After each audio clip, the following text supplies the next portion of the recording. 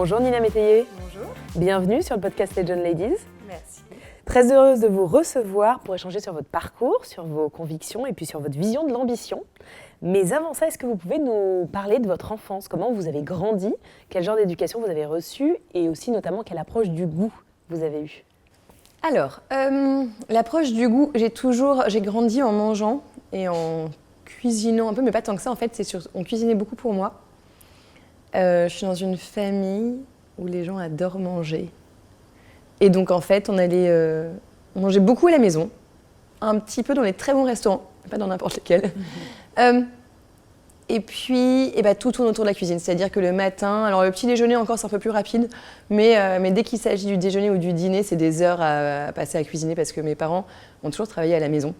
Mon père est développeur et ma mère journaliste. D'accord, ok. Et donc elle partait un petit peu, mais elle écrivait beaucoup de chez elle. Et mon père était sur l'ordinateur toute la journée à coder. Donc il y avait toujours quelque chose qui mijotait au coin du feu. Et dès qu'il faisait une pause, pour s'aérer l'esprit, c'était une pause cuisine. Donc les lasagnes, les bœufs bourguignons, même les bolognaises qui cuisent des heures, qui réduisent avec la sauce tomate qui devient caramélisée. Presque sucrée, ouais. Trop bonne. Donc votre papa cuisinait, votre maman aussi? Oui, les deux. Tous les deux. Et alors chacun cuisinait ses choses de façon très différente. Mon père, c'est les œufs, les pâtes, le riz, les féculents. Et ma mère, c'était les légumes, la viande, les plats en sauce. Légèrement genré, mais... Voilà.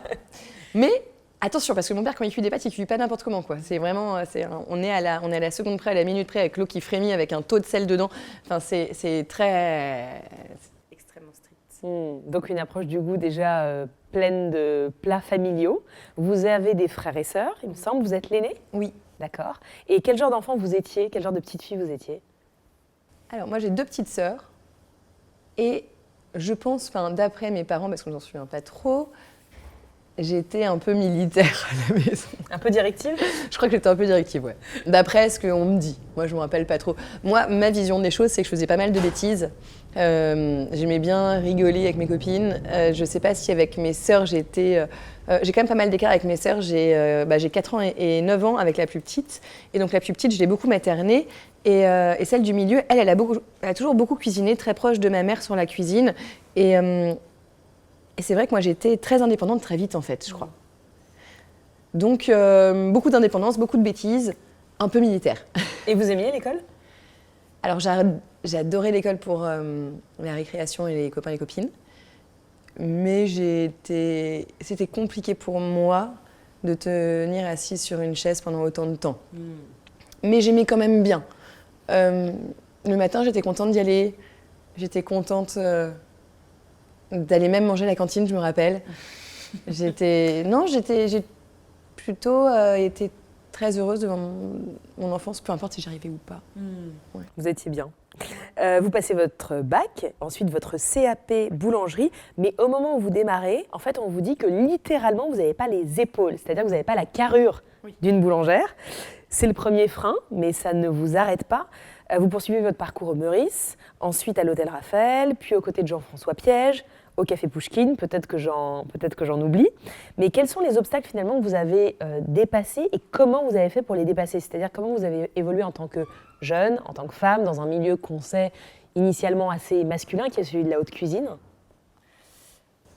En fait, ce que j'ai toujours aimé, c'était à chaque fois qu'on me disait non, je peux pas, j'essayais. Parce qu'en fait, très jeune, je me suis confrontée à je pouvais pas. Et en fait, ne pas y arriver m'a jamais fait peur parce que mon quotidien était de ne pas y arriver. Même quand j'étais à l'école, j'arrivais pas à faire mes exercices malgré que je me concentrais beaucoup ou que j'essayais. Et en fait, dans ma vie professionnelle, quand j'ai cherché du travail, on me disait non. Et en fait, on me disait toujours non. Donc en fait, le non était un petit peu la base et ça me laissait toujours l'opportunité d'y arriver et d'être finalement surprise d'y arriver. Et quand on a plein de non et qu'à la fin on a un oui, le oui, il a tellement de valeur, il est tellement chouette que on a envie qu'il recommence. C'est un courage pour les fois suivantes. Voilà. Et c'est vrai qu'à chaque fois qu'on me disait que je pouvais pas y arriver, c'était presque un cadeau qu'on me faisait en me disant « Ok, c'est le challenge, donc maintenant ça veut dire que tu vas montrer que tu peux y arriver ». Mais ça, c'est une philosophie de vie qui est extraordinaire. Mais est-ce que vous savez d'où ça vous vient? Parce que là où beaucoup d'enfants auraient pu, justement, ou d'ados, être découragés devant ces non, vous, justement, ça vous donne, j'aime bien ce que vous dites, ça vous donne une opportunité de pouvoir démontrer le contraire et d'avoir ce fameux oui. Mais d'où ça vient, cet état d'esprit? Alors, je sais pas vraiment. Sûrement que mes parents, ils sont aussi un peu têtus. Et puis, en fait, ils nous ont toujours appris, je pense que c'est pas la finalité qui a le sens, mais c'est vraiment ce qu'on fait, ce qu'on fait de notre vie, comment on utilise notre vie. Et en fait, le fait que j'ai eu assez conscience tôt que finalement, c'est moi qui devais utiliser le temps que j'avais ou les capacités que j'avais pour moi, pour en faire quelque chose. Donc finalement, la fin, que j'y arrive ou pas, n'avait pas d'importance, vu que c'était le moment présent qui avait de l'importance. Et finalement, quand on enlève tout le côté un petit peu difficile, etc., du quotidien, quand on enlève la pression qu'on se met sur le résultat final, on a le bon côté du moment présent.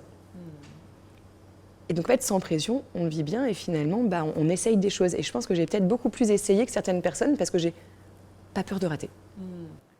Et vous avez cet aspect ludique aussi, vous prenez du plaisir en essayant, malgré, comme vous dites, l'issue, que ce soit un succès ou un échec. C'est ça. C'est que, je me rappelle, j'étais petite et je me rappelle très bien du jour où j'ai switché sur ce côté, sur ce moment-là. En fait, je mettais une pression énorme à réussir à l'école ou me dire que je suis nulle, qu'est-ce que je ferais de ma vie, assez jeune en fait. Et à un moment, je me suis dit, t'es en train Enfin, c'est dur ce que tu es en train de vivre, comment tu pourrais arrêter de vivre ça? Et à un moment, je me suis dit, est-ce que vraiment la finalité, c'est d'être intelligent, c'est de répondre à ce qu'on te dit, etc. Parce que l'intelligence qu'on te demande, toi, tu n'arrives pas à l'avoir.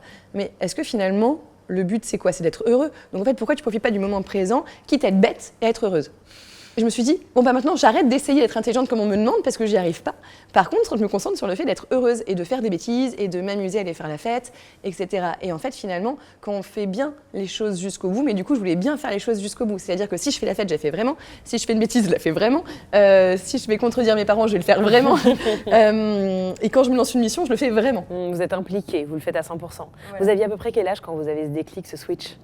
Je pense que j'ai été au moment du collège, mes débuts collège, 5e, 4e, et je me rappelle du jour et du moment où je l'ai, où je me dis de toute façon ça sert à rien d'essayer d'être intelligente, sois bête et heureuse. Ouais, d'où l'importance de trouver sa zone quelque part de plaisir. Moi je pense qu'on peut devenir excellent quand on est dans ce qui nous fait vraiment plaisir. Et quand on travaille beaucoup évidemment, mais quand on est dans quelque chose qu'on aime vraiment faire. Mais c'est là où maintenant avec du recul je me dis mais en fait l'intelligence qu'on nous apprend en disant il faut absolument que tu rentres dans ce cadre, etc. Où là il faut que tu apprennes par cœur ta poésie, parce que si tu n'arrives pas à l'apprendre par cœur, t'es nul. Ou alors, si t'arrives pas à faire une dictée sans faute, t'es nul parce que ça fait 25 fois qu'on t'a répété ce mot. C'est terrible parce que du coup, ça va faire perdre confiance en soi à des enfants et à des gens qui ont peut-être un grand avenir sur des choses différentes. Et voilà, et c'est vrai que ce jour-là, je me dis que heureusement que j'ai eu la force de me dire complètement, peut-être on s'en fiche, écoute pas les gens qui disent que t'es nul. Ouais, et puis ça permet d'explorer la diversité des talents aussi, et pas uniquement l'intelligence logico-mathématique ou autre qu'on nous apprend à l'école, complètement. Sujet de pédagogie. Ouais. Vous avez ouvert la Délicatisserie, où nous sommes, à Issy-les-Moulineaux. C'est la première boutique digitalisée, vous l'avez ouverte au moment du Covid. Puis des points de vente à Paris, à Issy-les-Moulineaux, et plus récemment 2 à La Rochelle, dont on va reparler. Vous avez été sacrée meilleure chef pâtissière du monde. Qu'est-ce que ce titre a changé pour vous et comment vous y êtes préparée? En fait, ce concours, souvent, c'est pas un concours où j'ai fait un dessert qui a été jugé à un moment donné, un jour J, par des gens. Okay. Premier titre en 2023, ça a été l'Union internationale des boulangers-pâtissiers qui m'ont décerné ce titre-là. Et en fait, ce titre, il met quoi en avant et quoi en valeur? Comment il est choisi? En fait, c'est par rapport à l'expérience déjà, à ce qu'on a fait, aux valeurs qu'on porte du métier, à ce qu'on fait dans le présent aussi bien nos desserts, mais pas que, c'est les équipes, les clients, etc.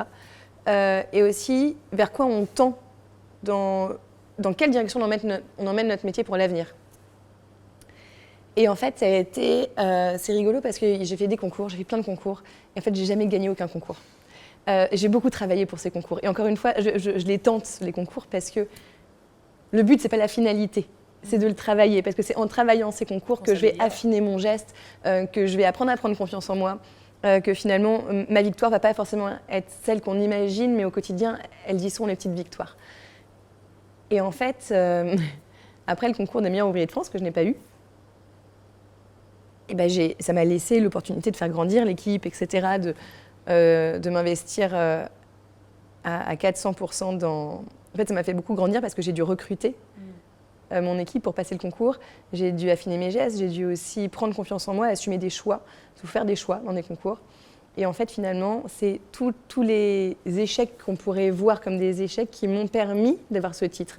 Parce qu'en fait, ce titre-là, il est récompensé. Il récompense pas que mon travail, il récompense le travail des équipes au quotidien. Il récompense le travail aussi, il récompense aussi tout ce que m'ont apporté les gens qui m'ont formé. Et puis notre façon de voir la pâtisserie qui est plus digitalisée, qui est au profit de l'artisanat, c'est-à-dire qu'on utilise les nouvelles technologies au service de l'artisanat pour pouvoir avoir plus de temps pour faire les gestes qu'on ne peut pas faire par les gestes humains. On a de l'émotion à la cuisson, comment on va découper le fruit, comment on va monter la meringue, à quel moment on va la pocher. Enfin, tous ces détails-là, où c'est ça le geste de l'artisan qu'on ne peut pas remplacer, si on a ces technologies qui nous aident à aller plus vite sur des tâches auxquelles on n'a pas besoin de répondre. Il y a moins de valeur ajoutée. Mais expliquez-nous justement le concept de cette boutique digitalisée pour celles ou ceux qui ne connaîtraient pas.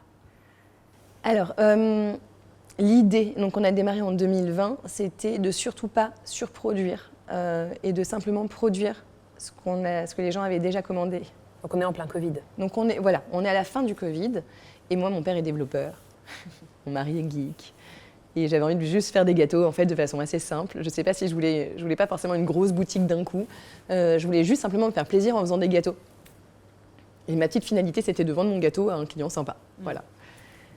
Et donc je me suis dit, si j'ouvre ma boutique en ligne, je ferai simplement le nombre de gâteaux qu'on m'a commandé. Comme ça, je pourrais faire les gâteaux moi-même, aller le donner au client moi-même de façon assez simple. Je n'ai pas besoin d'avoir toute une logistique énorme d'une vraie boulangerie, d'une vraie pâtisserie où il faut avoir une diversité de produits du matin au soir avec beaucoup de choses à organiser autour. Moi, je voulais juste me faire plaisir. On en revient à mon envie d'enfant. Et voilà, et en fait, ça a commencé comme ça, un client, 2 clients, 3 clients. J'allais moi-même donner tous les collectes à tous les clients. Et en fait, cette petite communauté qui est extrêmement engagée, parce qu'en fait, ils avaient toute l'histoire du produit. Quelle rhubarbe, quelle fleur de sureau que j'ai cueilli dans mon jardin, avec pourquoi cette farine, pourquoi ce beurre, comment je l'ai travaillé, etc. Et là, j'avais l'occasion de tout leur expliquer, d'avoir un vrai contact client, d'avoir le temps de parler avec eux. Il y a une transmission. Oui.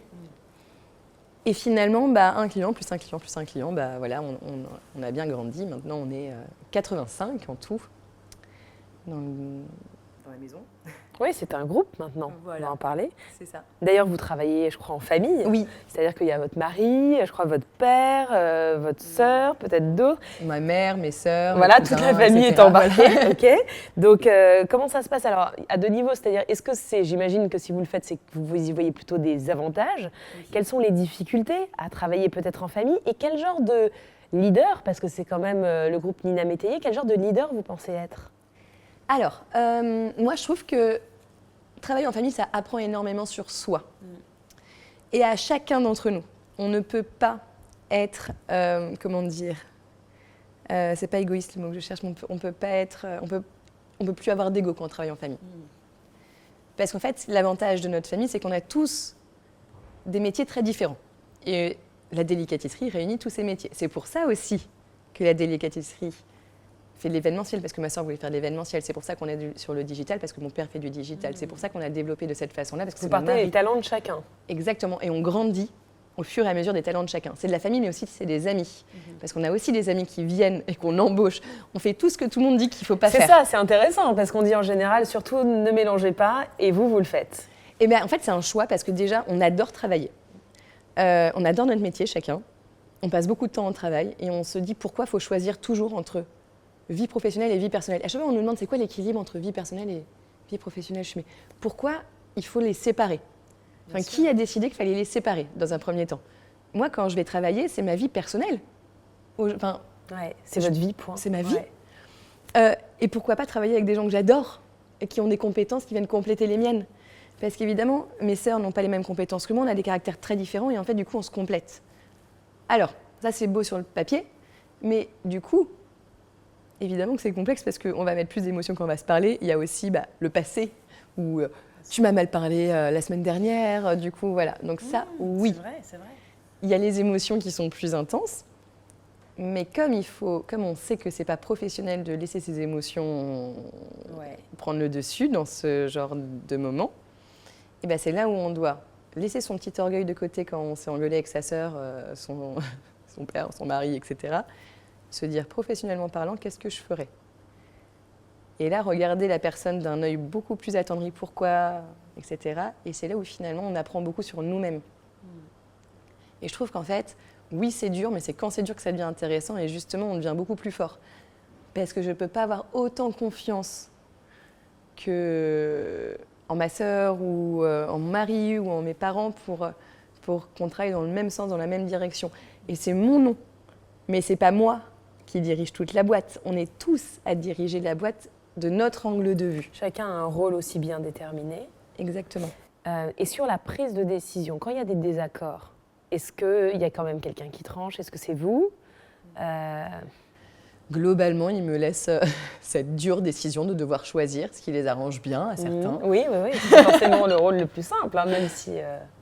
Mais après, de toute façon, c'est celui qui a le plus de compétences dans ce choix-là, où on fait des discussions pendant des soirées entières. En fait, on ne se hâte pas à prendre des décisions auxquelles on a des désaccords. Parce qu'on se dit que si jamais on n'est pas d'accord, s'il y a quelqu'un qui est vraiment contre la décision, on ne prend pas la décision, ça veut dire qu'on n'a pas encore la bonne solution. Intéressant. Et parfois, il faut juste prendre un peu plus son temps. Et comme on est beaucoup, on prend un peu plus notre temps sur des décisions qui sont lourdes. Mais ça nous permet d'avoir vu aussi toutes les possibilités d'échouer ou les possibilités de risques. Plus on a d'avis en désaccord, plus c'est intéressant. Parce que plus on a d'options qui s'ouvrent, qui nous permettraient de dire ok, est-ce que là ça va être voilà. Je ne sais pas si je m'exprime clairement. Si, c'est très clair. Est-ce que vous avez des rituels justement, par exemple, je ne sais pas, de feedback, de points? J'imagine qu'il y a des points d'équipe, mais est-ce que vous avez des moments sacralisés où vous avez cet espace de communication pour faire qu'il n'y ait pas de non-dit, pour vous assurer que tout le monde soit aligné? Comment ça se passe? Alors c'est vrai que l'avantage dans notre famille, c'est qu'il n'y a pas de non-dit. Vous êtes plutôt dans une famille qui s'exprime. C'est ça. Donc ça peut créer parfois des désaccords. Mais comme on s'aime très fort, on finit toujours... voilà. Mais c'est vrai que non, pour l'instant, il n'y a pas... Je ne crois pas qu'il y ait de non-dit, en tout cas. Souvent, je sais que c'est quand même les apéros en famille à la fin d'une grosse journée. On va boire un verre, on va boire un café. Enfin, on se retrouve dans un environnement qui n'est pas professionnel. Et c'est vrai qu'on prend le temps, surtout quand il y a un désaccord, ou quand il y a c'est qu'on prend le temps de mettre les formes. C'est le moment où on ne va surtout pas s'énerver quand on n'est pas d'accord, parce qu'il faut montrer notre professionnalisme, justement. Faut bien mettre sur les choses à plat pour dire voici pourquoi je ne suis pas d'accord par rapport à mon métier, par rapport à mes connaissances, ça ne correspond pas, ça, etc. Qu'est-ce que tu en penses? Et laisser toujours la question ouverte à l'autre. Et on fait intervenir d'autres personnes aussi pour juger, parce qu'évidemment, c'est mieux quand on est à plusieurs. Ouais, donc il y a quand même une méthode de communication positive, des appels aussi à parties externes, etc. Et de l'importance, comme vous dites, à la forme, pour gérer ses émotions, prendre en compte celles de l'autre. C'est tout un travail, mais ça doit être passionnant et effectivement en termes d'apprentissage sur soi. Vous mentionniez les échecs plutôt comme des points d'étape vers ce que vous accomplissez. Est-ce qu'il y en a une étape ou un échec, quelque chose que vous avez tenté et pas réussi, qui vous a particulièrement appris sur vous? Je pense que les concours que j'ai échoués m'ont beaucoup appris a posteriori. Et finalement, au départ, on est un peu vexé quand on rate un concours. On se dit, waouh, quand même. Et en fait, la réussite, le titre de meilleure pâtissière du monde 2024 et 2023, m'ont montré à quel point finalement cet échec-là auquel j'étais un petit peu quand même vexée. Pas vexée, mais c'était un échec, c'était pas une réussite. Je sais pas si c'était vraiment vexé le mot, mais c'était mince, ils ont pas compris quoi. Mais après, c'était ma décision en fait de faire ces choses-là. Je m'en voulais un peu à moi-même, je pense que c'était un petit peu J'ai fait des choix qui n'ont pas payé à ce moment-là et je me suis dit, c'est vraiment une tête de mule. Et en fait, je pense que le fait d'avoir eu ces titres après m'ont montré que finalement, c'était bien d'avoir été une tête de mule parce que c'est grâce à ça, c'est grâce aux choix que je fais maintenant et qui sont beaucoup plus assumés que je l'aurais fait avant, que j'ai pu avoir ces titres-là. Et après, j'ai envie de dire les petits échecs quotidiens les petits échecs quotidiens de la vie, c'est-à-dire que c'est bête, mais parfois, avec quelqu'un à qui ça se passe pas bien, je sais pas ça. On a un client qu'on a déçu alors que parce qu'on a mal géré notre organisation et qu'il n'a pas eu son gâteau en temps et en heure. Du coup, on a dû faire un autre gâteau qui lui plaisait moins, etc. Enfin, ces petites choses, en fait, peuvent prendre des dimensions énormes. On se rend pas compte, ça paraît anodin quand je le dis. Mais nous, quand on a un client qui n'a pas été satisfait jusqu'au bout, eh ben, c'est un énorme échec pour nous. Et donc ça nous permet à chaque fois de trouver la solution pour pas que ça se reproduise et de mettre en place une nouvelle solution pour faire grandir l'entreprise. Et ça peut être pareil même avec les équipes. Quand il y a quelqu'un qui ne s'est pas senti à sa place ou pas assez valorisé ou pas assez reconnu, ben là on se dit est-ce qu'on n'a pas eu un problème de communication, est-ce Vous qu'on n'a remettez pas en question. voilà. Et en fait cette Ouais. remise en question permanente est vachement intéressante. Et je pense que c'était petites choses là du quotidien, on peut en avoir 10 par jour peut-être. J'ai l'impression que vous avez, ça part aussi de vos valeurs, j'ai l'impression que la valeur du travail est très forte, mais la valeur aussi, bon, en l'occurrence de l'humain et de la famille, puisque vous travaillez aussi en famille, et du service client qui va avec. Et donc, je ne sais pas si je me trompe, mais j'ai l'impression que ces valeurs-là, c'est des choses vers lesquelles vous essayez de tendre au maximum. En fait, on fait notre métier pour faire plaisir aux gens. Mais il faut faire plaisir aux clients, mais jusqu'à la personne qui fabrique, qui va aller cueillir la pomme. Oui, il y a toute une chaîne de valeurs et d'êtres humains derrière. Voilà, et il n'y a que des humains. Parce qu'en fait, tout le monde me dit, on fait attention à la nature. Moi, je fais si on fait attention à l'humain, l'humain fera attention à la nature. Bah oui. L'artisan, L'artisan, le producteur. le bon producteur, il fera attention à la nature. Si je choisis bien mon producteur. Oui. Mon bon artisan, il fera attention à ce qu'il fait au quotidien. Et il ne va pas travailler pour moi, il va travailler pour lui aussi. Parce que moi, je leur dis, vous travaillez pas pour moi. Là, vous travaillez pour moi maintenant, mais chaque geste, chaque chose que vous apprenez, c'est pour vous. Et si mes équipes arrivent heureuses le matin, elles font des beaux gâteaux. Et après, j'ai quasiment plus rien à faire, moi, si elles arrivent heureuses. J'ai juste à m'occuper de mes équipes. Alors justement, vous parliez de vos équipes et vous disiez que plus jeune, on vous disait souvent que vous étiez un peu petit chef, un petit peu directive. Quel style de leadership vous pensez que vous avez avec vos collaborateurs, collaboratrices ? Alors, il faudrait leur demander, mais souvent, je suis quand même gentille, bienveillante, mais je suis très exigeante. Parce que je pense que c'est pour eux aussi et pour moi. Moi, j'adore quand on est exigeant avec moi. Et en fait, je suis avec les gens comme j'aimerais qu'on soit avec moi, je pense simplement. Et comment j'espère être, c'est essayer de les emmener dans le mieux qu'ils puissent être ou faire. Et en même temps, en tant que responsable, je me dois de leur apporter la sécurité qu'ils ont besoin. Donc je dois à la fois leur apporter la sécurité, donc les mettre dans les meilleures conditions. Dans les meilleures conditions, voilà. Qu'ils soient confortables, qu'ils aient un espace de travail qui soit agréable. Et en même temps, faut que je les pousse. Parce que s'ils font quelque chose de pas bien, si je leur dis que c'est bien ou que je leur dis pas que c'est pas bien, ça va pas les aider, ni moi ni eux. Et donc je suis très exigeante, voilà. Ouais, vous les maternez pas et en même temps, c'est ça finalement le leadership, je pense que c'est créer les conditions qui permettent à chacun de déployer son plein potentiel. Oui, c'est ça. Que... Après, il y a aussi quelque chose que j'apprends à faire que je n'aimais pas du tout, mais que j'apprends, c'est être un petit peu plus... et en fait, avant, je me sentais pas légitime pour le faire. Et au fur et à mesure, c'est vraiment avoir cette totale honnêteté sur dès qu'on pense quelque chose, il faut le dire. Il faut faire attention, mais il faut le dire. Et c'est vrai qu'il y a quelque chose aussi où je prends les gens pendant 1 heure, toujours au moins 1 fois par mois ou tous les 2 mois seuls, pour qu'ils puissent me dire tout ce qu'ils pensent et que moi, je puisse leur dire aussi ce que je pense. De façon assez transparente, parce que les non-dits, justement, ça peut créer des gros... Donc vous avez ces points tous les mois ou tous les 2 mois, mais vous le dites sur le coup aussi, ou alors vous gardez ça pour les... Ça dépend du contexte ? Oui, ça dépend. Ouais, ça dépend du contexte. Ça dépend, oui. Mais ne pas garder les non-dits et avoir une transparence sur ce que vous avez à partager. C'est ça. C'est important. Vous êtes aussi maman de 2 enfants, 2 petites filles. Alors effectivement, vous le disiez, votre vie pro, c'est votre vie perso parce que c'est votre passion. Mais tout de même, comment vous avez vécu l'arrivée de vos maternités ? Comment vous faites aussi au quotidien avec un parcours ultra ambitieux, l'envie de s'accomplir, le plaisir de faire votre métier et puis aussi l'envie, j'imagine, d'être présente pour vos enfants ? Alors oui, en fait, au début c'était très dur. Parce que... C'est quoi le début ? Ça dure combien de temps le début ? Le début, quand je suis tombée enceinte d'Anastasia et qu'il y a 7 ans. On m'avait toujours dit... Alors moi, je viens d'une famille où les femmes, elles ont toujours été entrepreneuses, elles ont toujours fait plein de choses, etc. Donc pour moi, être une femme, c'était pas un frein dans la vie, jusqu'à ce que je veuille devenir boulangère, etc. Où là, j'ai compris que ça pouvait être un frein. Et on m'a toujours dit qu'une femme devait choisir entre sa vie professionnelle et sa maternité, etc. Et ça a été quelque chose que j'ai beaucoup entendu. Et en fait, moi, je me suis toujours dit, mais non, t'es beaucoup plus forte que c'est on dit, etc. Bien sûr que tu sais que c'est pas vrai. Enfin, voilà. Et donc là, je tombe enceinte et en fait, finalement, ce qu'on nous dit tout le temps, ça s'imprègne quand même. Et j'ai commencé à culpabiliser. Et je culpabilisais déjà de trop faire. Enfin, quand j'étais enceinte, déjà, le monde nous culpabilise, en fait. C'est Non, fais terrible. pas trop. Ouais. Moi, je me suis toujours super bien sortie pendant mes grossesses. J'ai encore plus d'énergie que quand je suis pas enceinte. Enfin, voilà. Et en fait, voilà, il y a cette culpabilité, au fond, où il faut choisir.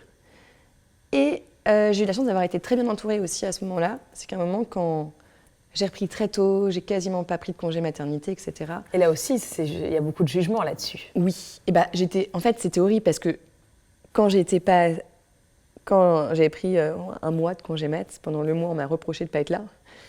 Et après, quand je suis revenue, on m'a reproché d'être revenue, d'avoir laissé mon bébé. Et en fait, finalement, ce qui est terrible, c'est que... Soit trop, soit pas assez.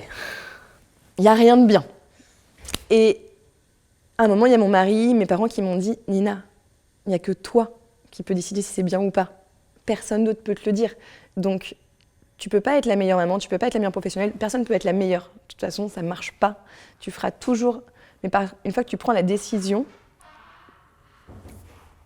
C'est bon. Une fois que tu prends la décision de faire quelque chose, fais-le... une fois que tu prends la décision de faire quelque chose, fais-le bien jusqu'au bout. Parce que là, c'est toi qui es en train de faire n'importe quoi. Et là, ils m'ont dit non, tu es en train de faire n'importe quoi. Donc, fais des choix, assume-les jusqu'au bout et sois heureuse. Et parfois, on a besoin de gens qui nous secouent un peu comme ça. Et c'est là où je me suis dit, bah oui, en fait. Et c'est pas si évident, hein. C'est pas parce qu'on se dit oui que non, ça mais déjà, vient. le fait de s'écouter, d'assumer ses décisions et d'essayer de s'extraire un petit peu des conseils des uns des autres qui, en plus, sont souvent contradictoires, et de se dire, si c'est ma décision, bah, j'assume que ce soit la bonne et je le fais à fond. Ça peut déjà aider. Ça suffit pas parce qu'après il y a voilà, vous avez dit ça commence tôt dès même la grossesse, mais après oui, vous avez repris assez rapidement. Et non, ça a été dur d'assumer le fait. Enfin voilà, il y a eu quand même un an ou deux qui étaient très durs où j'arrivais pas vraiment à assumer les deux. Et à un moment, je suis tombée enceinte quelques années après, je suis tombée enceinte de ma deuxième. Et là, je me suis dit, je ne veux pas reproduire ce schéma-là de culpabilité, etc. Donc là, je me suis dit, OK, maintenant, là, j'étais indépendante. Et j'ai même pas pris de congé mat, mais j'en ai même pas besoin. Et c'est là où, finalement, je me suis dit, mais c'est ça que c'est... On n'est pas obligé d'écouter ce qu'on nous dit de faire. En fait, ce qu'on nous dit, c'est pas forcément bien. Nous, on sait ce qui est bien pour nous. Et là, oui, j'ai travaillé quasiment 2 jours avant la maternité. J'ai repris dès que je suis sortie de la maternité. Et en fait, ça se passait très, très bien. Et j'étais avec mon bébé sur moi, en train de travailler. Et j'ai ouvert la délicatisserie il y avait quelques mois. Je passais le concours des meilleurs ouvriers de France en même temps. Et en fait, bah oui, c'était pas facile. Alors, mais j'avais fait le choix de dormir moins, mais d'être épanouie professionnellement parlant et maternellement parlant. Et j'avais fait le choix d'être un peu plus fatiguée. J'avais fait le choix parfois de demander de l'aide. J'ai fait le choix de recruter. Bien sûr. Et j'ai fait des choix autour de ma vie personnelle et professionnelle qui m'ont aidé d'avoir les deux de façon accomplie. Est-ce qui vous semblait juste pour vous?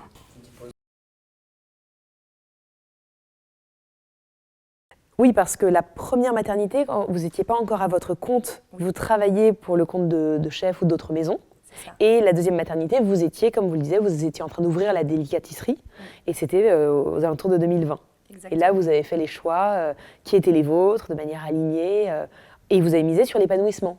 Oui. Plutôt que sur il faut dormir tant d'heures, dors quand ton bébé dort. Ben vous cuisiniez, en fait. Exactement, c'est ça. Ouais, je dormais comme... quand je pouvais ou pas. Oui. Mais au moins, du coup, en fait, la fatigue, et ça, c'est important de le dire aussi, c'est que j'ai remarqué que la fatigue positive, elle est moins fatigante. Et que souvent, avant, quand je me couchais, je comptais mes heures de sommeil, je me disais « Oh là là, il me reste pas beaucoup de temps pour dormir », et j'étais stressée comme pas possible. Ouais. Et à partir du moment où je me suis dit « Écoute, les heures de sommeil, ce sera les heures de sommeil, de toute façon, tu peux pas les changer. Donc, endors-toi paisiblement, et au moins ce que tu auras pris sera pris, et puis on verra demain, ce sera un autre jour, si tu es fatigué, au pire, on verra. » Mais quand j'ai arrêté de voir plus loin que le problème, me créer des problèmes où il n'y en avait pas, et surtout dans le sommeil, parce que dans le sommeil, moi je me lève à 3-4 heures du matin. Ah oui, par rapport à votre métier, oui. Finalement. Et vous vous couchez à quelle heure? Ah oui, 3-4 heures du matin. Ouais. Ok, donc on est au milieu de la nuit. Ouais. Enfin, c'est quasiment ça. Et vous vous couchez, grosso modo? Alors ça dépend, parce que, évidemment, j'essaye de me coucher en même temps que mes enfants, à 8h30. Quand elle ne se relève pas, se relever longtemps. Gros sujet, le sommeil des enfants. Hein, ouais. Et bon, après, j'ai un mari qui prend le relais au bout d'un moment parce que sinon, ils font des bêtises dans l'appart et tant pis, c'est pas grave, je m'en occupe plus. Mais Voilà, donc en fait, souvent, je me couche vers 8h30, 9h. Après, évidemment, il y a des soirées où parfois je suis sur des événements où je me couche beaucoup plus tard et là, mes nuits sont beaucoup plus courtes. Mais c'est là où il ne faut pas culpabiliser, il faut se dire, de toute façon, le sommeil ne se rattrape pas. Par contre, c'est pas grave si on est un peu fatigué le lendemain. Mais même en vous couchant vers 8h30, 9h, vous avez max 6 petites heures de sommeil. 7 si je me couche, 7 heures, Ouais, 6-7 heures. Ok. Parce qu'il n'y a rien de pire qu'une journée où vraiment on n'a pas fait grand-chose, mais que du coup on était très stressé, qu'il s'est passé plein de choses dans la journée désagréables, et du coup même si on a beaucoup dormi, on ne sera pas bien. Ouais. Donc oui, la fatigue, si vous vous couchez le soir en étant contente du travail accompli et que vous vous levez le matin en étant heureuse de recommencer et que vous avez dormi quelques petites heures, finalement, ça pique un peu au début et après ça passe. L'énergie est là. Et même l'énergie autour des gens qui sont positifs ou des gens qui sont négatifs. Moi, je sais que je suis très, très poreuse à ça. Ouais. Et quand je suis avec des gens, et c'est pour ça qu'on doit choisir aussi son entourage, et que les gens positifs nous amènent de la bonne énergie. Et ça ne nous fatigue pas, ça ne nous puise pas, en fait, l'énergie qu'on a. Et ça, je trouve que l'entourage, moi, je fais attention à vraiment m'entourer de gens qui, quand on leur parle, ils sortent des mots positifs. Ouais. C'est bête, mais c'est très important. Totalement. On sent votre énergie, votre optimisme qui doit être justement contagieux positivement pour vos équipes et pour votre entourage. Est-ce qu'il y a des moments où vous avez des doutes, où vous avez des remises en question, et si oui, comment vous les abordez? Et aussi par rapport au perfectionnisme, parce qu'on dit souvent que la pâtisserie particulièrement, c'est vraiment très dosé, qu'il faut être très précis. Est-ce que vous avez aussi, vous arrivez à vous libérer d'une forme de perfectionnisme? Alors, au travail, c'est très compliqué. Je suis vraiment amie du maniaque, donc il y a des choses où je demande de l'aide. C'est pareil, par exemple sur le nettoyage ou le rangement, je sais que je suis capable de passer beaucoup trop de temps par rapport à ce que je dois consacrer. Donc là, à ce moment-là, quand je sais que c'est mon point faible, je demande de l'aide, même à n'importe qui de mon équipe. Je leur dis, écoute, raisonne-moi. Tu vois, là, sinon, je vais te nettoyer la pièce pendant 3 heures. Je sais que j'ai pas 3 heures, j'ai que 20 minutes, donc on va le faire ensemble. Et les moments où vous avez des doutes, des remises en question, comment vous l'abordez? Parce que ça doit forcément arriver. Alors, je demande. Alors, pareil, j'ai pas d'ego. Donc, en fait, ne pas savoir, pour moi, c'est pas grave. Et donc, quand j'ai un doute, je dis. Mais je dis tout. Et d'un côté, ça crée aussi cette confiance. Je sais qu'avec mes équipes, par exemple, je leur dis, là, j'ai besoin d'un regard extérieur, j'ai besoin de ça, je ne me sens pas en capacité maintenant de prendre une décision ou de le faire ou de choisir. Donc je pense que aussi on est plusieurs et le groupe est très important pour ça parce qu'on n'est pas en capacité de tout faire. Et c'est pas parce que je suis chef ou parce que je suis chef d'entreprise ou parce que finalement ça repose sur moi que je dois tout savoir. Je dois juste savoir bien m'entourer pour prendre les bonnes décisions, mais moi-même je ne les ai pas toutes les bonnes décisions parce que je suis qu'une seule personne avec un seul métier, je suis pâtissière. Et j'apprends d'autres métiers. Mais je me suis entourée des experts dans chacun de leurs domaines. Et même si c'est des experts dans leur domaine, c'est important d'avoir une vision différente. C'est l'avantage aussi de travailler en famille, c'est qu'on se dit tout. C'est que par exemple, je sais pas, ma sœur, elle va être... j'en ai une qui est dans la cuisine salée, une autre qui est plutôt dans le marketing, mon père qui est dans le développement et ma mère dans le journalisme. Et en fait, ils ont tous des points de vue, mais je pense qu'un point de vue extérieur nous amène à créer. Et c'est vrai finalement, le doute, on en a toute la journée, on se les dit et c'est pas grave. Et après, les moments un peu plus durs, je demande beaucoup d'aide. Je leur dis, mais même à mes enfants, quand je suis fatiguée le soir, que vraiment ça va pas et que j'ai envie de passer une bonne soirée, je leur dis, voilà, j'ai envie de passer une très bonne soirée avec vous. Je suis très heureuse de vous voir ce soir. On a beaucoup de chance là, on a quelques heures ensemble et j'ai envie vraiment d'en profiter. Alors, je suis très fatiguée, je vais pas être patiente. Si vous faites une bêtise, voilà, ça va m'énerver tout de suite. Donc soyez sympa. Et comme je leur demande pas non plus tous les jours de faire ça, c'est ça. Ça se passe bien. Ouais. Et elles savent qu'on a besoin d'aide. Bien sûr. C'est vrai. Je trouve qu'on pense pas suffisamment à le formuler même auprès de ses enfants. Ouais. Ouais. Ça marche vachement bien. Alors ouais. oui, je le dis pas tout le temps, je l'attends vraiment dans occasionnel, bien sûr, mais la capacité à demander de l'aide et à mettre son ego de côté ou alors être plutôt dans la soif d'apprendre et de progresser. Et de bien s'entourer. Ce que vous disiez, c'est vrai, les études montrent que la diversité, notamment des équipes, sont des sources d'innovation et de créativité. Donc on ne peut pas avoir la science infuse sur tout. Oui. Mais tout le monde peut nous apprendre quelque chose. Même les gens, on n'imagine pas. Enfin, nous, on a des apprentis, des commis ou même des stagiaires qui vont nous apprendre des choses ou même simplement mettre du sourire. Et en fait, c'est bête, mais l'énergie positive dans un laboratoire où on est 25 et qu'on doit aller vite et quelqu'un qui va mettre de la bonne énergie, même sans forcément trop parler, mais avec des sourires, avec des attentions, avec des regards. Bien sûr. Ça va tout changer. Ça change la donne, complètement. En cette fin d'année, vous ouvrez 2 boulangeries-pâtisseries à La Rochelle. Oui. C'est votre ville d'origine. Oui. Pourquoi c'est un projet de cœur? Alors déjà, Enfin, pour tellement de choses, en fait. C'est l'aboutissement d'un truc. Moi, je suis tellement heureuse. J'arrive même pas à y croire. C'était un rêve? C'était un rêve, mais en fait, ça l'est devenu de plus en plus parce que... Alors, c'est la seule et l'unique boulangerie qui a bien voulu m'embaucher quand j'ai voulu devenir boulangère à La Rochelle. Denis Baron, qui m'a transmis sa passion pour le pain. Parce que Vous aviez quel âge? 18 ans. Vous avez commencé par le pain? Oui. Parce que quand j'ai voulu passer mon CAP en boulangerie, l'idée, c'était pas de devenir boulangère, c'était d'habiter au Mexique pour faire la fête en montant une boulangerie française pour les hôtels internationaux. Ah oui, c'était tout un projet. Voilà. D'accord. Mais l'idée, c'était pas de faire du pain, c'est d'employer des gens pour faire du pain, mais il fallait absolument un CAP pour faire du pain. Et donc, je me suis dit que j'allais apprendre à faire du pain. Mais c'était pas ma passion. Et sauf qu'en fait, du coup, il me transmet sa passion. Et je me retrouve beaucoup dans lui parce qu'il est un peu très joyeux, hyperactif, il court partout et tout, un peu comme moi. Et voilà, et en fait, il m'a transmis sa passion pour le pain. Ensuite, j'ai continué. J'ai pas réussi à devenir boulangère parce que personne n'a voulu m'embaucher. Je me suis tournée en pâtisserie un peu par dépit au départ. Et finalement, ça m'a plu et je suis restée en pâtisserie. Mais La Rochelle, c'est là où j'ai grandi, c'est là où je suis née. Cette boulangerie, j'ai énormément d'affection pour elle. Denis Baron aussi, j'ai beaucoup de respect et puis de reconnaissance pour lui. Et après, j'ai tous mes amis qui sont là. Et puis, il y a Chloé, ma chef de production, avec qui je travaille depuis des années et qui voulait partir au bord de la mer pour fonder sa famille. Et elle m'a dit il y a 2 ans, écoute Nina, j'aime beaucoup travailler avec toi, mais je ne pourrais pas rester à Paris. Elle a visité La Rochelle, elle m'a dit que ça lui a beaucoup plu. Du coup, j'ai rappelé Denis. J'ai dit voilà, et en fait, c'est un projet qui est fait avec Chloé, qui est fait avec des amis à moi de La Rochelle que j'ai recrutés aussi. Florian, Rosalie, Marion. Et toute ma bande de potes, en fait. Ouais, on va rester dans l'histoire famille-amie, quoi, Voilà. en fait, tant qu'à faire. Et en fait, c'est grâce à eux qu'on l'a fait parce que je ne l'aurais jamais fait comme ça s'il n'y avait pas eu Chloé, s'il n'y avait pas eu Florian, s'il n'y avait pas eu Marion, Rosalie, Mathieu, mon mari qui m'accompagne dans tous ces projets incroyables, mes parents, enfin, waouh, mes sœurs. Histoires humaines. Ouais. Ah, c'est des beaux projets. Bravo. Elle a eu son petit bébé, et ça y est, et on a attendu. Et elle est installée à La Rochelle. Ouais, on a attendu son retour de congé maternité pour ouvrir des boulangeries, et elle est incroyable. Génial. Merveilleux. Qu'est-ce que c'est le moteur de votre motivation? Vous carburez à quoi? Bon, je carbure à la bonne énergie des gens, je pense. Et au plaisir de faire ce que vous faites. Ouais. Bah oui, mais en fait, alors j'adore faire des gâteaux, mais je pense que parce que je suis gourmande, j'adore cette matière, ça fait plaisir aux gens. Mais je pense que j'aurais très bien pu faire pizzaiolo ou alors fleuriste, quoi. Enfin, j'aime bien nourrir les gens quand même, fleuriste, j'aurais. Mais fleuriste, c'est une belle attention quand même, ça sent bon, c'est beau, c'est délicat. Et j'aime bien faire plaisir, je pense. Dans ma journée, j'ai envie de faire plaisir. Vous transmettez quoi à vos filles? Qu'est-ce qui est important pour vous de transmettre au-delà de l'exemple que indéniablement vous leur montrez? Vous savez, on dit souvent que les enfants, ils retiennent pas tellement ce que vous leur dites, mais ce que vous faites et la manière dont vous vous comportez. Mais malgré ça, qu'est-ce que vous avez à cœur de leur transmettre au-delà de la joie, bien évidemment, et du positivisme? Je pense de la confiance en elle et du courage. Comment on fait pour inculquer ça à des petites filles? Je sais pas, j'essaye tous les jours. Mais là encore, ce week-end, j'étais avec elle. Et je les pousse toujours à dépasser ce qu'elles ne pensent pas savoir faire.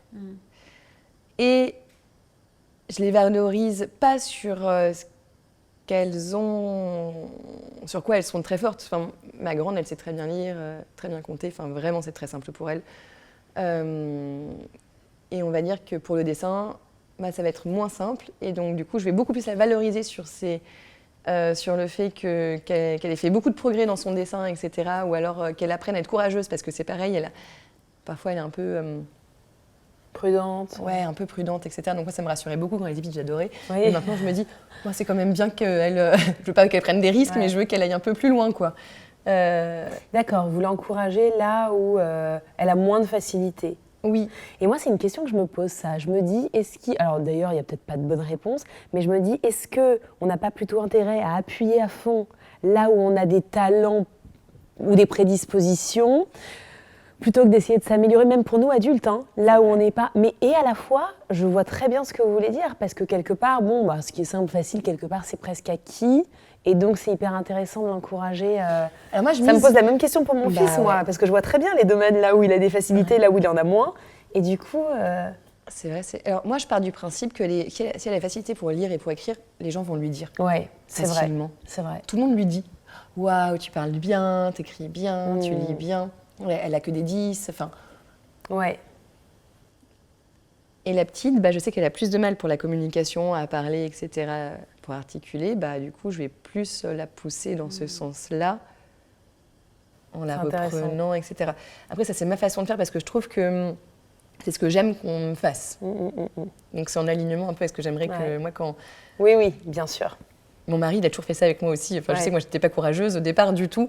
Et, ah bon mais, alors, pas sur certaines choses, mais j'ai peur du vide. Et il m'a dit, on m'a proposé de faire Fort Boyard et je l'ai fait. Ah ouais, excellent. Et j'ai gagné une épreuve dans le vide.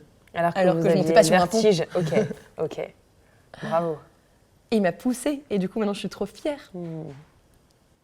Là, on arrive sur un début d'année. Est-ce que vous fixez des objectifs? Est-ce que vous visualisez un peu ce que vous avez envie d'accomplir? Comment vous vous projetez, en fait? Au-delà de bien faire ce que vous faites au jour le jour. Comment vous vous projetez? Alors, j'ai beaucoup de mal à me projeter très loin. J'avoue que je me projette demain.